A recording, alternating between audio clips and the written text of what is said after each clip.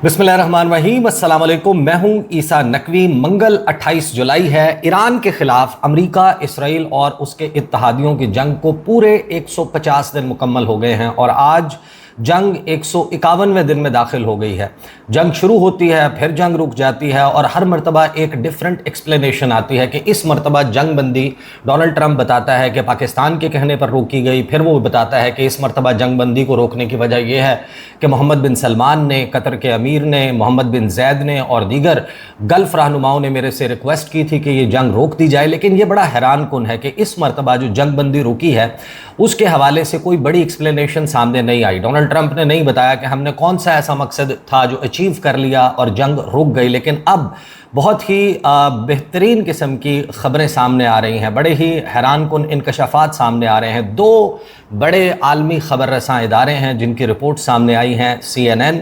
और उसके अलावा अल जज़ीरा, और फिर इन ख़बरों को रिप्रोड्यूस किया गया है। दुनिया भर के इदारों ने इसके हवाले से रिपोर्ट कर दिया है और कुछ तफसीलात सामने आई हैं। बंद कमरा इजलास में जब डोनाल्ड ट्रंप को जुमे की रात, जुमेरात और जुमे की दरमियानी रात खौफनाक हकीकत बताई गई तो उसके बाद डोनाल्ड ट्रंप ये जंग बंदी करने पर मजबूर हुआ। एग्जैक्टली क्या हुआ उसके हवाले से ज़रा हम इस वीडियो में बात करेंगे, क्योंकि उसमें ही ये कहानी भी छुपी है कि आइंदा ये कॉन्फ्लिक्ट किस तरीके से शेप अप हो सकती है। डोनाल्ड ट्रंप को जब ये पता चला कि ईरान ने नंगी तलवार गर्दन पर रख के अमेरिका की अपना आप मनवा लिया है, किस तरीके से डोनाल्ड ट्रंप मजबूर हुआ, कौन से टॉप ऑफिशियल्स थे ट्रंप इंतज़ामिया में जिन्होंने डोनाल्ड ट्रंप को ये मत दी, डोनाल्ड ट्रंप को ये बताया कि ये जंग हम जीत ज़रूर सकते हैं लेकिन इस जंग को जीतने की जो कीमत है वो इतनी बड़ी है कि डोनाल्ड ट्रंप और अमेरिका इसके बाद ना तो कोई जंग लड़ने के काबिल रहेगा, कुजा ये कि डोनाल्ड ट्रंप और अमेरिका कोई जंग जीतने के काबिल रह सकें। ये फिनोमेना वो है जो डोनाल्ड ट्रंप को बताया गया, जिसको फिरिक विक्ट्री कहा जाता है। थोड़ा सा पस मंज़र बता दूं और फिर इन खबरों के ऊपर बात करेंगे, जिससे आपको ये अंदाज़ा होगा कि एग्जैक्टली डोनाल्ड ट्रंप और अमेरिका को किस बात का एहसास हुआ है। और ईरान ने अपना आप, जिस तरीके से एक बड़ा मशहूर शेर है हफीज़ जालंधरी साहब का कि हफीज़ अहले ज़बां कब मानते थे, बड़े ज़ोरों से मनवाया गया हूँ। तो ईरान जो है उसको रहम की भीख नहीं मांगी ईरान जो है उसके ऊपर तरस नहीं खाया गया, बल्कि ईरान ने अपनी ज़ोरे बाजू से, अपनी ताकत से अपना लोहा मनवाया है। ये जंग बंदी जो हुई है उसकी वजह अमेरिका की दरिया दिली, अमेरिका की रहम दिली नहीं, बल्कि ईरान की ताकत है। एक कॉन्टिनेंटल पावर होने के तौर पर ईरान ने यह सब कुछ मनवाया है। तो जो फिरिक विक्ट्री है, इसके हवाले से मैं माजी में भी कुछ वीडियोस में हवाला दे चुका हूँ। फिरिक विक्ट्री उस जीत को कहते हैं, एक ऐसी जंग में होने वाली जीत जो मंसूब है किंग पायरस के साथ। जो एपिरस है एंशिएंट ग्रीक, जो माजी का कदीम यूनान है, उसमें एक इलाका जिसको एपिरस कहा जाता है, उसका किंग था। उसने रोमन फौज के साथ जंग लड़ी थी और जंग वो जीत गया था। 279 बिफोर क्राइस्ट, कबले मसीह में ये जंग हुई थी। और उस जंग के बाद से ये फिनोमेना बना कि किंग जो पायरस है वो जंग जीत गया। एपिरस ने शिकस्त दे दी रोमन आर्मी को, लेकिन उस शिकस्त को देने के प्रोसेस में इतना बड़ा नुकसान हुआ किंग पायरस का कि उसने ये बात बड़ा मशहूर उसने कोट कहा कि अब हम कोई जंग लड़ने के काबिल नहीं रहे, क्योंकि उस एक जंग को जीतने के लिए रोमन आर्मी के ख़िलाफ़ इतने नुकसानात उठाए, इतने अपने करीबी लोग जो हैं, अपने टॉप के, चोटी के जर्नैल मरवाए किंग पायरस ने, और उसकी फैमिली के लोग मारे गए कि उसके बाद उसमें सकत नहीं रही कोई और जंग लड़ने की। और यही फिनोमेना जो है, जिस वक्त रूस को इन्वेड किया नेपोलियन बोनापार्ट ने, जो एक इंसानी तारीख़ का, फ़न हर्ब की तारीख़ का एक बहुत चोटी का जर्नैल तस्वुर होता है। नेपोलियन को जो 7 सितंबर 1812 में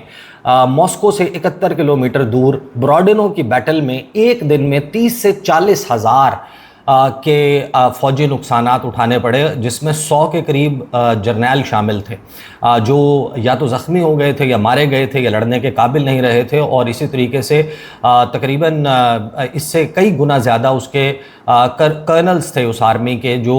इनकैपेसिटेट हो गए थे या मारे गए थे या फिर लड़ने के काबिल नहीं रहे थे। तो वो भी जंग जो है, जो बैटल है ब्रॉडेनो की, वो जीत गया था नेपोलियन। लेकिन उसके बाद जो कुछ हुआ उसमें नेपोलियन का डाउनफॉल सबको मालूम है कि उसके फ़ौरन बाद मॉस्को में क्या हुआ, वो जाहिर है कि मैं माजी में उनके ऊपर वीडियोस कर चुका हूँ। लेकिन डोनाल्ड ट्रंप को बेसिकली इन रिपोर्ट्स के मुताबिक जुमेरात और जुमे की दरमियानी रात बंद कमरा इजलास में ये बताया गया कि ईरान के साथ हम जंग जीत तो सकते हैं, लेकिन ईरान के साथ जंग जीतने की जो कीमत हमें अदा करनी पड़ेगी, जो हमें नुकसानात उठाने पड़ेंगे, उसके बाद हम दुनिया में किसी और बड़ी फौजी ताकत के साथ लड़ने के काबिल नहीं रहेंगे। रूस और चीन इनके ख़िलाफ़ जो है अगर ये को मूव करते हैं, ख़ास तौर पर यूक्रेन के हवाले से को मूव होती है, तो फिर अमेरिका जो है वो कुछ नहीं कर सकता। इसी तरीके से ताइवान के हवाले से अगर चाइना को स्टेप लेता है तो फिर अमेरिका इस काबिल नहीं रहेगा। और बहुत सी ऐसी कुव्वतें जिनको अमेरिका अपने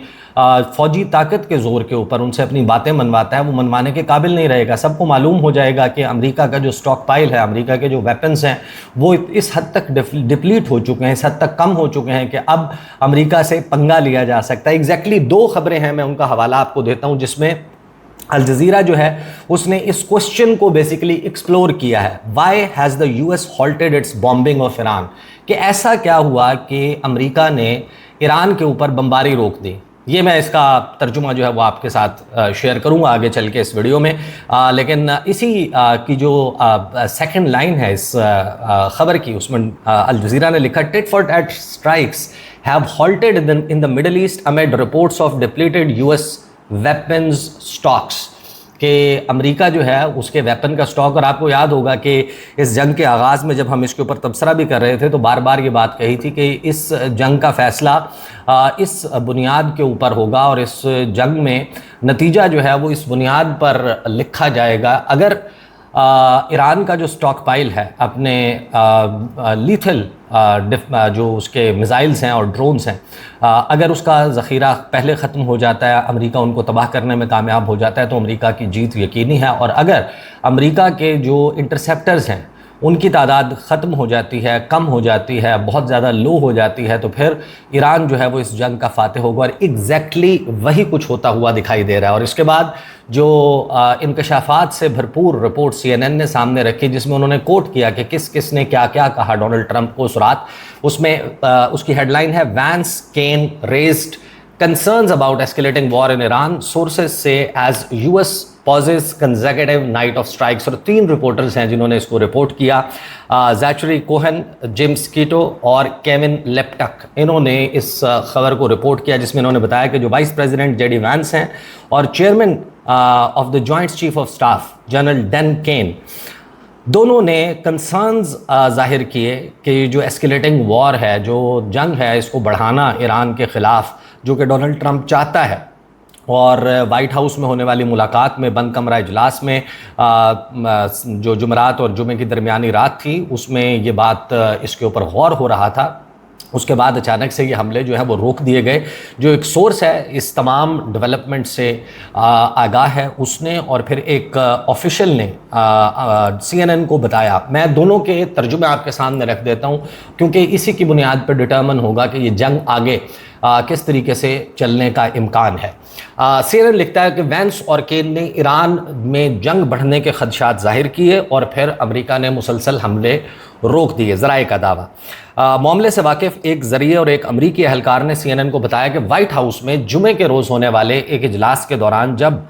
सदर डोनाल्ड ट्रंप मुमकिना इख्तियारात पर गौर कर रहे थे कि मैं क्या कुछ कर सकता हूँ इस जंग में, ऑप्शंस के ऊपर गौर किया जा रहा था, तो नायब सदर JD वैंस और chairman joint chief of staff general Dan Caine, दोनों ने ईरान के साथ जंग में शिद्दत लाने पर खदशात का इजहार किया। तकरीबन 2 हफ्तों के मुसलसल हमलों के बाद जुमे की रात अमेरिका ने ईरान पर अपनी बमबारी की मुहिम रोक दी। महकमा दफा पेंटागन के एक ज़रिए ने हफ्ते के रोज़ CNN को बताया कि ये ऑपरेशन फ़िलहाल रोक दिए गए हैं। ज़राए के मुताबिक जुमे को जनरल कैन ने ख़ास तौर पर अमरीकी जंगी ज़खायर यानी कि स्टॉक पाइल की कमी और दीगर मुमकिना मनफी असरात पर तशवीश का इजहार किया। यानी अमरीकी जर्नैल जो है वो डोनाल्ड ट्रंप को बता रहा है कि आप जिन छाती पीट कर रिपोर्टर्स के सामने, लोगों के सामने दावे करते हैं कि हम ये कर देंगे, हम वो कर देंगे, ये करना इतना आसान नहीं है। ईरान ना तो अफ़गानिस्तान है, ईरान ना तो इराक़ है, ईरान तरने वाला नहीं है कि जिसको आप चाहेंगे तो आप निगल लेंगे। तो जनरल डैन केन जो हैं उन्होंने तशवीश का इजहार किया और एक ज़रिए ने बताया कि जनरल डैन केन ने ट्रंप और अमरीकी फ़ौज को यकीन दहानी कराई कि वो दस्तयाब इख्तियारात पर अमल दरामद करके कामयाब हो सकते हैं, लेकिन साथ ही इसके मुमकिन नताइज से भी ख़बरदार किया। दोनों ज़राए ने बताया कि इजलास के दौरान ट्रंप के सामने लाई जाने वाली मुतअद्दिद जो कंसर्न्स सामने रखे गए उसमें स्टॉक पाइल का यानी कि ज़खायर का मसला भी एक था। इस मामले से वाकिफ़ एक शख्स के मुताबिक अगर अमेरिका दोबारा बड़े पैमाने पर फ़ौजी कार्रवाइयाँ शुरू करता है तो ईरान के अंदर बड़े पैमाने पर शहरी हलाकतों के इम्कान को भी उठाया गया। उस शख्स के मुताबिक ट्रंप ने गुज़श्ता हफ्ते ईरान के शहरी इंफ्रास्ट्रक्चर जैसा कि सड़कों, पुलों और पावर प्लांट्स को निशाना बनाने की धमकी दी थी, जिन्हें निशाना बनाना जंगी जराइम के ज़ुमरे में आ सकता है। ट्रंप को ख़बरदार किया गया कि अगर ऐसा करने से बड़ी तादाद में ईरानी शहरी हलाक होते हैं और कई दीगर बिजली या खुराक से महरूम होकर मुश्किलात का शिकार होते हैं तो फिर मसला बढ़ जाएगा।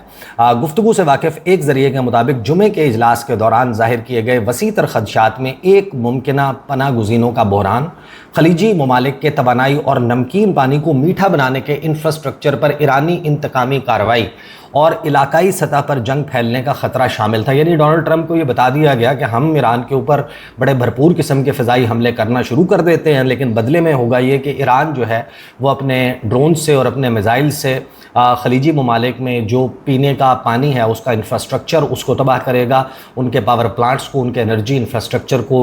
एक ऐसा नाकाबिल तलाफ़ी नुकसान पहुँचाएगा कि फिर पूरी दुनिया इस एक डैमेज से रिकवर करने में कई दिहाइयाँ लगा देगी। कतर जो है वो LNG एक्सपोर्ट करने के काबिल नहीं रहेगा। मुत्तहिदा अरब अमारात, सऊदी अरब, कतर, बहरीन, कुवैत, इनके जो प्लांट्स हैं जो इनकी ऑयल फील्ड्स हैं उनको तबाह कर दिया जाएगा, इनके तेल के कुएं तबाह कर दिए जाएंगे, अमेरिका के अड्डों की सप्लाई लाइन काट दी जाएगी। तो फिर जंग तो हम बढ़ा सकते हैं और हम एक वक्त ऐसा भी आएगा कि हम ईरान को शिकस्त देने में कामयाब हो जाएंगे, लेकिन उस प्रोसेस के दौरान ईरान जो कुछ करेगा उससे होने वाले नुकसानात से हम कैसे निपटेंगे। बेसिकली डोनाल्ड ट्रंप को आईना दिखाया गया, उसको हकीकत बताई गई है कि आप जो समझ रहे हैं कि ईरान जो है वो एक खाने की डिश है और जो आपके सामने टेबल पर पड़ी हुई है और आप जब चाहें आप उसको खा सकते हैं, ऐसा नहीं है। गुफ्तगू से वाकिफ़ एक ज़रिए के मुताबिक ये मीठे पानी का इंफ्रास्ट्रक्चर तबाह करने के हवाले से बताया गया और कमरे में मौजूद अक्सर मशीरों ने कहा कि अगर ट्रंप किसी बड़े हमले का फैसला करते हैं तो अमेरिका इंतहाई मुहलिक अंदाज में ऐसा कर सकता है, लेकिन सदर को इसके मुमकिना सानवी और सालिसी दूर रस असरात पर गौर करना चाहिए। फ़िलहाल ये वाज़े नहीं हुआ कि जो असलहे के ज़खायर की तशवीश है, ये जंग फैलने की तंबीह, ये दोनों मामलात हैं जिसने अमेरिका से को मजबूर किया कि हम मुसलसल हमले रोक दें, या फिर अभी एक वक्फ़ा आया है, हॉल्ट आया है और दोबारा से ये सिलसिला शुरू होगा। वाइट हाउस के जो डायरेक्टर ऑफ कम्युनिकेशंस हैं उन्होंने अपने एक बयान में कहा कि सदर ट्रंप का मौक़िफ़ हमेशा से मुस्तकिल रहा है कि वो सफारती हल को तरजीह देते हैं, लेकिन अगर ईरान आबनाए हुर्मुज़ में या हमारे इत्तहादियों के ख़िलाफ़ दहशतगर्दाना सरगर्मियाँ जारी रखता है तो उनके तमाम इख्तियारात महफूज हैं। कामयाब पाबंदियों जिन्होंने ईरान की मईशत को अपाहज कर दिया है और उनकी बार बार की जारियत के जवाब में फ़ौजी अहदाफ पर मुसलसल 13 दिन की स्ट्राइक्स के बाद ईरान के लिए यही दानिशमंदी होगी कि वो मुज़ाकरात के ज़रिए मुआहदे की तरफ बढ़े, वरना वो जानते हैं कि क्या होगा। ये सूरत जनरल केन जो हैं उनके एक तर्जुमान ने कहा कि हम इस खुफिया फ़ौजी मशवरे पर तबसरा नहीं करते जो चेयरमैन सदर को फराहम करते हैं। CNN ने रब्ता किया था जनरल डैन केन की टीम से कि ये सब कुछ हुआ है इजलास में, हमें हमारे सोर्सेज से पता चला है, तो उस पर उन्होंने कहा कि जो भी मशवरे हैं जनरल डैन केन की तरफ से दिए जाते हैं वो इन कॉन्फिडेंशियलिटी दिए जाते हैं, राजदारी के साथ दिए जाते हैं, लिहाजा हम उस पर तबसरा नहीं कर सकते। और साथ ही CNN जो है उसने JD वैंस अमरीकी नायब सदर के दफ्तर से रब्ता किया, उनसे मौक़िफ़ के लिए रब्ता किया और उन्होंने भी कोई जवाब नहीं दिया। और ये CNN लिखता है कि ये सूरत हाल ऐसे वक्त में सामने आई है जब अमेरिका के अहम हथियारों के ज़खायर पहले ही काफ़ी हद तक कम हो चुके हैं और जैसा कि CNN पहले भी रिपोर्ट कर चुका है कि अगर ईरान पर हमले जारी रहे तो उन पर मज़ीद प्रेशर जो है वो पड़ सकता है उनके स्टॉक पाइल ऑफ वेपन्स पे। इतवार के रोज़ अक़वाम-ए-मुत्तहिदा में जो अमरीकी सफ़ीर हैं माइक वॉल्ट्स, उन्होंने कहा कि अमरीका ने यूक्रेन को उसकी जंग में में जो इमदाद फराहम की है उससे बारूद और हथियारों के ज़खायर में बड़ी कमी आई है। वॉल्ट्स ने फॉक्स न्यूज़ पर बात करते हुए कहा कि हमें एक मुश्किल सूरत हाल वर्षे में मिली है, जहां हमारे बहुत से हथियार यूक्रेन को दे दिए गए थे, उनमें से बहुत से हौसियों के खिलाफ इस्तेमाल हुए, लेकिन इस मुहिम को चलाते हुए हम सस्ते, तेज तर और ज़्यादा तकनीकी सलाहियतों के हामिल हथियार दोबारा बना रहे हैं। डेमोक्रेट्स ने ट्रंप इंतजामिया पर बिला वजह जंग में कूदने का इल्ज़ाम लगाया। सेनेटर क्रिस वॉन होलन जो हैं, उन्होंने इतवार को एबीसी के शो पर बात करते हुए कहा कि हमें इस बेमकसद जंग में कभी नहीं पड़ना चाहिए था और हमें इसे अब ख़त्म करना चाहिए। हमने अपने इंटरसेप्टर्स ख़त्म कर दिए हैं जो अमरीकी फ़ौजियों की हिफाजत के लिए इंतहाई ज़रूरी हैं। हम दुनिया भर में दीगर मुमकिन तनाज़ात का सामना कर सकते हैं, इसके बावजूद हम इन हथियारों को रोज़ाना कम कर रहे हैं। काबीना के अरकान और आला मशीरों के साथ जो इजलास है उसके बाद सहाफ़ियों से गुफ्तगू करते हुए डोनाल्ड ट्रंप ने जोर दिया कि अमरीकी हुक्काम ईरान के साथ फ़ाल तौर पर मुज़ाकरात कर रहे हैं। अगरचे उन्होंने ये भी कहा कि फ़ौज अपनी बमबारी मुहिम जारी रख सकती है या इसकी शिद्दत में इजाफा कर सकती है। उनका दावा था कि जो जारी बातचीत है उसमें ईरान ज़्यादा संजीदा होता हुआ दिखाई दे रहा है। यानी डोनाल्ड ट्रंप ये दावा कर रहा है कि क्योंकि ईरान अब सीरियस हो गया बातचीत करने के लिए, लिहाजा मैं बमबारी जो है वो रोक रहा हूँ। मामले से वाकिफ़ एक ज़रिए के मुताबिक जुमे की दोपहर तक ट्रंप इंतजामिया इस बात पर गौर व खौज कर रही थी कि मुमकिन शिद्दत पसंदी का रूप क्या होगा, यानी एस्केलेशन कैसे बढ़ानी है। ज़रिए ने बताया कि खलीजी ममालिक ने इंतजामिया के हुक्काम के साथ हालिया बातचीत में ज़ब्त व तहम्मुल की अपील की है, लेकिन इस बात का एतराफ़ भी किया है कि अगर अमरीका चाहे तो इस तनाज़े को बढ़ाने की मुनफरिद सलाहियत रखता है। ज़राए के मुताबिक ट्रंप की जानिब से इस हफ्ते ईरान के ख़िलाफ़ बड़े हमले के गौर व खौज के बावजूद उन्होंने अपने मुज़ाकरातकारों को बातचीत जारी रखने की हिदायत दी। ये इस बात को जाहिर करता है कि सदर ज़मीनी फ़ौज भेजे बगैर महदूद फ़ौजी कार्रवाइयों के इख्तियारात के साथ किस तरह कशमकश का शिकार है। मुतअद्दिद ज़राए का कहना है कि ट्रंप के करीबी हलकों या पेंटागन के अंदर बहुत कम लोगों का ख्याल था कि जंग बढ़ाने के सदर के इख्तियारात के वो नताइज बरामद होंगे जो वो हासिल करना चाहते हैं। CNN ने यह भी रिपोर्ट किया है कि जंग शुरू होने से पहले ही केन और दीगर फ़ौजी रहनुमाओं ने ट्रंप को वॉर्न किया था कि तवील फौजी मुहिम अमरीकी हथियारों के ज़खायर को मुतासर कर सकती है। चीफ पेंटागन के तर्जुमान शॉन पार्नेल ने CNN को दिए गए एक बयान में कहा कि अमरीका की फ़ौज दुनिया की सबसे ताकतवर फ़ौज है और इसके पास वो सब कुछ मौजूद है जिसकी सदर के मुंतखब करदा वक्त और मकाम पर अमल दरामद के लिए ज़रूरत है। हमने अपने लोगों और मफादात के तहफ़्फ़ुज़ के लिए ये सब कुछ किया है। तो ये प्रैक्टिकली ये वो रिपोर्ट है या ये वो इंकशाफात हैं जो फिर हमने देखा कि उससे मिलती जुलती रिपोर्ट्स अल जज़ीरा ने, गार्डियन ने, वॉल स्ट्रीट जर्नल ने, न्यूयॉर्क टाइम्स ने, फॉक्स न्यूज़ ज़ाहिर है कि उसको डिफरेंट एंगल के साथ पोर्ट्रे करता है, लेकिन जो मुतअद्दिद इस वक्त अमरीकी मीडिया और यूरोपियन मीडिया है ख़ास तौर पर, वो ये बता रहा है कि अमरीका जो है वो ये जंग लड़ भी सकता है, अमरीका ये जंग जीत भी सकता है, अमरीका के पास एक बड़ी ताकत जो है वो मौजूद है, लेकिन इसके नतीजे में अमरीका का क्या होगा। तो ईरान जो है उसके ऊपर ना किसी ने रहम खाया, ना किसी ने तरस खाया, ना उसका किसी ने साथ दिया, ना कोई आउट ऑफ बॉक्स ईरान के पास कोई जादू की ऐसी छड़ी आ गई कि जिसको घुमाकर ईरान जो है वो अमेरिका को अपनी बात मानने पर मजबूर कर सकता। ना तो ओपनली चाइना ने, ना ओपनली रूस ने, अगरचे इसके हवाले से रिपोर्ट्स मौजूद हैं कि रूस जो है उसकी तरफ से फ्राहम करदा इंफॉर्मेशन और चाइना की तरफ से फ्राहम करदा जो टेक्नोलॉजी है वो ईरान के बहुत ज़्यादा काम आ रही है। ईरान जो है उसकी बुनियाद के ऊपर बहुत अहम अहदाफ हासिल कर रहा है इस जंग में। ये बातें ज़रूर चल रही हैं, लेकिन इस तमाम खित्ते में कौन सा ऐसा मुल्क है ईरान के पड़ोस में कि जिसकी जो हदूद हैं, फ़िज़ाई हदूद हैं, वो ईरान इस्तेमाल कर रहा हो, जिसने अपने अड्डे ईरान को फ़राहम किए हों, जिसने ईरान को सोर्सेज फ़राहम किए हों, जिसने ईरान को ये बताया हो कि अगर जंग के नतीजे में तुम्हारे पास खाने पीने की चीज़ें ख़त्म हो जाती हैं, तुम्हारे पास असलहा ख़त्म हो जाता है, तुम्हारे पास अद्वियात ख़त्म हो जाती हैं, तुम्हारी करेंसी वीक हो जाती है, तो हमारे डॉलर हाजिर हैं, हमारी करेंसी हाजिर है। ज़ाहिर है कि बहुत सारे लोग हमदर्दी के जज्बात रखते हैं, लेकिन पड़ोस में कोई ऐसी हुकूमत नहीं है जिसने ईरान को ये बताया हो कि आप फ़िक्र ना करो, आप लड़ जाओ, आप भिड़ जाओ, आप अमेरिका जो है उसके साथ जो मर्ज़ी कर दो। दूसरी तरफ जो खलीजी ममालिक हैं उन्होंने इस जंग में इसराइल का और अमेरिका का साथ दिया है। उन्होंने अपने अड्डे फराहम किए, उन्होंने अपनी एयर बेसिस फराहम किए, उन्होंने अपने फ़िज़ाई हदूद इस्तेमाल करने की इजाज़त दी है, उन्होंने अपनी टेरिटोरियल वाटर्स इस्तेमाल करने की इजाज़त दी है। उनके जो पैसे हैं, जो उनकी तिजोरियाँ हैं, उनके मुँह अमरीकियों के लिए, इसराइलियों के लिए खुले हुए हैं कि आप इसको जैसे चाहे इस्तेमाल करें। एक मरतबा ईरान जो है उसको शिकस्त दे दें। वो ये चाहते हैं कि ईरान को शिकस्त मिले, लेकिन ईरान जो है उसने नंगी तलवार रखी है अमेरिका की गर्दन पर और नंगी तलवार रखकर अपना आप मनवाया है। ये सब कुछ ऐसे नहीं हुआ। ये वो ममालिक हैं जिन्होंने ईरान के ख़िलाफ़ ये सब कुछ इस्तेमाल करने की इजाज़त दी और फिर ये शिकवा भी किया कि ईरान जो है वो जवाबी हमले हमारे ऊपर क्यों कर रहा है, ईरान की तरफ से हमारे ऊपर बमबारी क्यों की जा रही है। और ये वो सवालात हैं जो ज़ाहिर है कि अक्सर पाकिस्तान के मेन स्ट्रीम मीडिया के ऊपर, पाकिस्तान में आपने ये मौजूद गुफ्तगू सुना होगा, बहुत सारे लोग इसके ऊपर बात करते हैं कि ईरान जो है वो कोई अच्छे पड़ोसी का किरदार अदा नहीं कर रहा। तो जो ईरान के पड़ोसी हैं वो कैसा किरदार अदा कर रहे हैं? वो ईरान के ख़िलाफ़ जो तमाम तर अपनी फ़िज़ाई हदूद है, क्योंकि ईरान के ऊपर जो भी एरियल स्ट्राइक्स कैरी आउट करनी है उसके लिए इन्हीं जो ममालिक हैं, इन ममालिक की फ़िज़ाई हदूद में रिफ्यूलिंग ऑपरेशन होता है। क्योंकि अगर